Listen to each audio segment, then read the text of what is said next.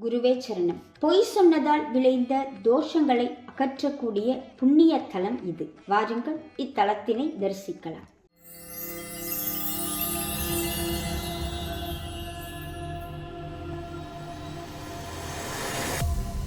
பொதுவாக உலகத்தில் பஞ்சமா பாதகங்கள் என்று சொல்வது வழக்கு.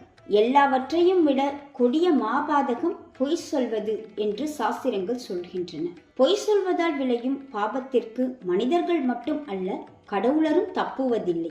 இதற்கு சாட்சியாக நின்று கொண்டிருப்பதுதான் திருப்பனந்தாள் எனும் தலத்தில் விளங்கி இருக்கக்கூடிய அக்னீஸ்வரம் எனப்படும் ஊருடையப்பர் ஆலயம். பொதுவாக திருப்பனந்தாள் என்று சொன்ன உடனேயே அங்கிருக்கக்கூடிய மிகப்பெரிய ஆலயமான அருணஜடேஸ்வரர் ஆலயம்தான் அனைவரும் அறியப்பட்ட ஒன்றாக இருக்கும். ஆனால் அதற்கு எதிர்ப்புறத்தில் இருக்கக்கூடிய யானையேரா மாட கோயிலாகிய ஊருடையப்பர் ஆலயம் பலரும் அறியாத ஒன்று. தொன் புராண பெருமைகள் மிக்க இந்த ஆலயத்தின் சிறப்புகளை இப்பதிவில் பார்க்கலாம். புராண காலத்தில் திருமாலும் பிரம்மனும் சிவபெருமானின் அடிமுடி தேடிய வரலாறு நம் அனைவரும் அறிந்ததே.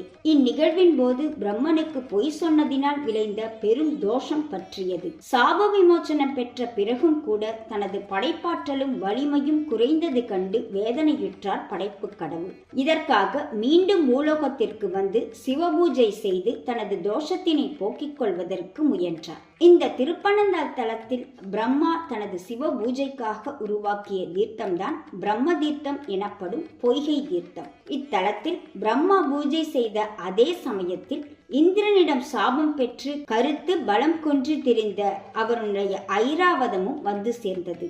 தனது சிவபூஜைக்கு ஐராவதத்தினால் இடையூறு ஏற்படும் என்று கருதிய பிரம்மன் தான் வழிபட்டு வந்த சிவலிங்க திருமேனியை யானையேரா மாடக்கோயில் ஒன்றை அமைத்து உயரமான இடத்தில் திருமேனியை அமைத்து பூஜித்திருக்கிறார்.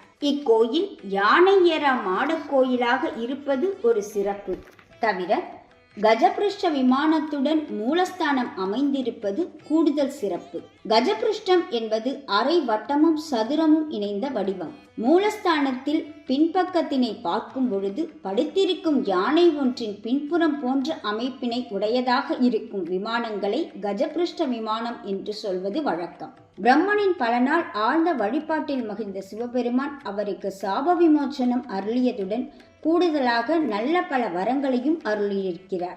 அது மட்டுமா, அவருடன் ஐராவதமும் சாப விமோசனம் பெற்றது இங்குதான். சிவசாபம் நீங்க பெற்ற மகிழ்வில் பிரம்மன் தாளவனத்தில் அழகியதோ பெரிய ஆலயத்தினை அமைத்தார். வீதிகளை நேர்படுத்தினார்.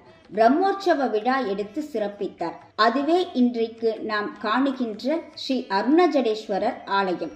அந்த அடிப்படையிலேயே இன்றைய சித்திரை பெருவிழாவானது திருப்பனந்தாளில் நிகழ்த்தப்படுகின்றது என்பதும் இங்கு குறிப்பிடத்தக்கது. தவிர பிரம்மன் சாப விமோசனம் பெற்ற ஆவணி அமாவாசை தினத்தில் பொய்கை குளத்தில் நிகழ்த்தப்படும் சாப நிவர்த்தி தீர்த்தவாரி நிகழ்வும் மிக முக்கியமானது. இந்நிகழ்வில் கலந்து கொண்டு வழிபடுபவர்களுக்கு பொய் சொன்னதால் விளைந்த சகல தோஷங்களும் மனவாதனைகளும் அகலும் என்பது தலபுராணம் சொல்லும் தகவல். திருப்பனந்தாள் சென்று ஸ்ரீ பிரகன்நாயகி சமேத ஸ்ரீ அருணஜடேஸ்வர சுவாமியை தரிசனம் செய்பவர்கள் எதிரேயே உள்ள இந்த ஊருடையப்பர் ஆலயத்தையும் தரிசிக்க கூடுதல் நற்பலன்கள் விளையும் என்பதை இனியும் சொல்ல வேண்டுமா என்ன? குருவே சரணம்.